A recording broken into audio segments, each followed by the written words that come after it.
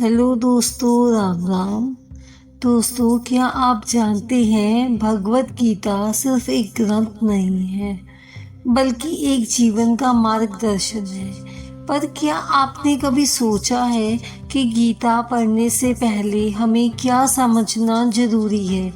अगर आप इसे बिना तैयारी के पढ़ते हैं तो सिर्फ शब्दों को पढ़ेंगे, लेकिन असली ज्ञान आपके जीवन तक नहीं पहुंचेगा।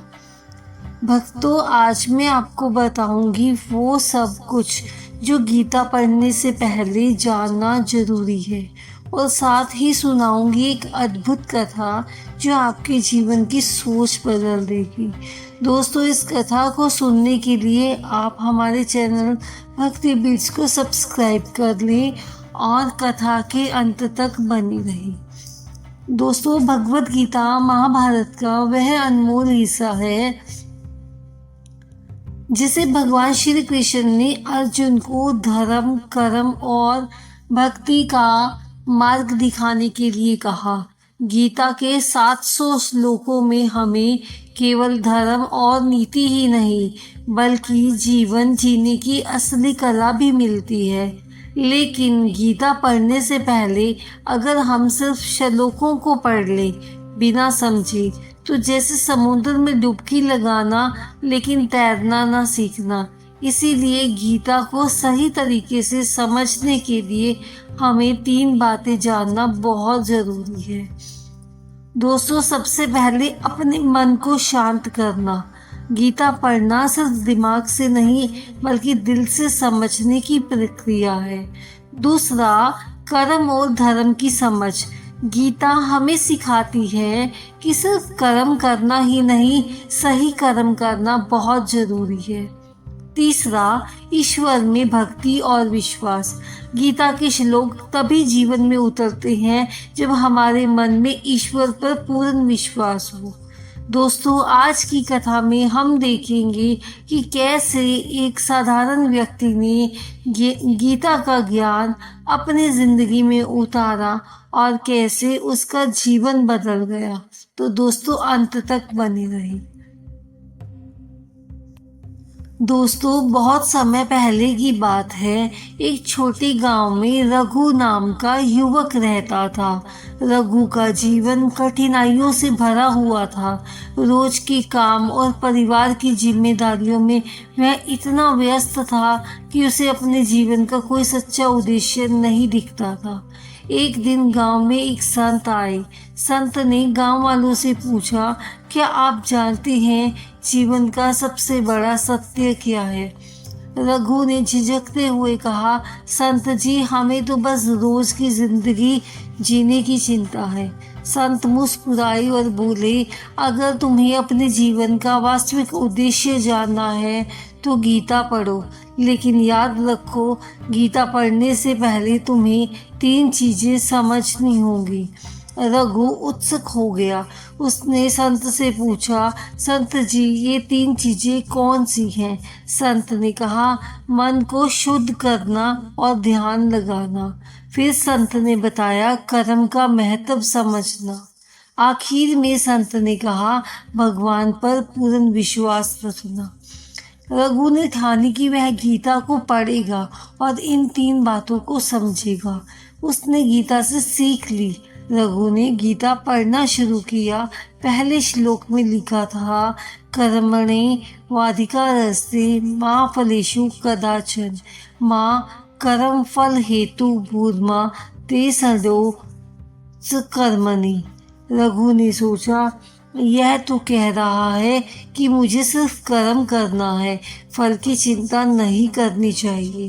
पहली बार उसे एहसास हुआ कि हम हमेशा परिणाम की चिंता में खो जाते हैं और इसी चिंता से जीवन दुखमय बन जाता है। फिर उसने गीता के अलग श्लोक पढ़े जिसमें बताया गया कि सच्चा ज्ञान वही है जो मन को स्थिर करे और जीवन को संतुलित बनाए। धीरे धीरे रघु ने अपने जीवन में बदलाव महसूस किया। उसने जाना कि काम करते समय ईमानदारी और समर्पण जरूरी है।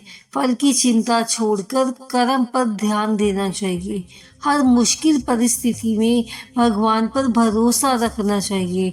रघु का जीवन अब तनाव मुक्त, उद्देश्यपूर्ण और खुशहाल बन गया। उसने केवल गीता पढ़ी ही नहीं बल्कि उसे अपने जीवन में उतार लिया। दोस्तों, अगर आप भी गीता पढ़ना चाहते हैं और उसे अपने जीवन में उतारना चाहते हैं तो ये उपाय अपनाएं। सबसे पहले प्रत्येक श्लोक पर ध्यान दें। सिर्फ पढ़ना नहीं, हर शब्द को समझें, उसके भाव को महसूस करें। फिर ध्यान और प्रार्थना करें। पढ़ने से पहले थोड़ी देर ध्यान लगाएं और भगवान से मार्गदर्शन मांगें। तीसरा, जीवन में प्रयोग करें। श्लोकों को केवल याद ना करें बल्कि अपनी रोजमर्रा की समस्याओं में उनका अभ्यास करें। कर्म और शक्ति का संतुलन अपनाएं। भक्ति भी करें। केवल भक्ति ही नहीं, कर्म भी गीता का अहम हिस्सा है। सकारात्मक सोच बनाएं। गीता पढ़ते समय अपने मन को हमेशा पॉजिटिव रखें। नेगेटिव विचारों को दूर करें। दोस्तों, उदाहरण के लिए अगर आप रोज परेशान रहते हैं, गीता के श्लोक के अनुसार मनोबुद्धि अहंकार को पढ़कर आप अपनी मन की उलझनों को सुलझा सकते हैं। बस इसे पढ़ने और अनुभव करने की आदत डालें। धीरे धीरे आप भी रघु की तरह जीवन में शांति, उद्देश्य और विश्वास पाएंगे। दोस्तों, आज आपने जाना कि गीता पढ़ने से पहले क्या जरूरी है। मन को शांत करना, कर्म और धर्म की समझ होनी चाहिए और भगवान में विश्वास होना बहुत ज़रूरी है। और रघु की कहानी से हमें यह सीख मिली कि गीता पढ़ने के लिए, जीवन बदलने के लिए है।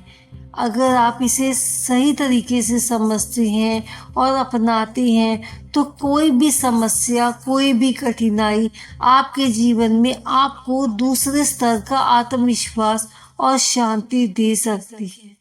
दोस्तों, अंत में मैं यही कहूँगी कि गीता पढ़ना मत छोड़िए, लेकिन उसे समझकर पढ़िए और अपने जीवन में उतारिए।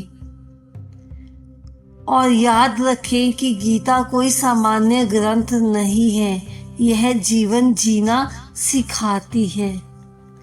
हर रोज गीता पढ़ने की आदत डालिए, यह आपको पॉजिटिव बनाएगी।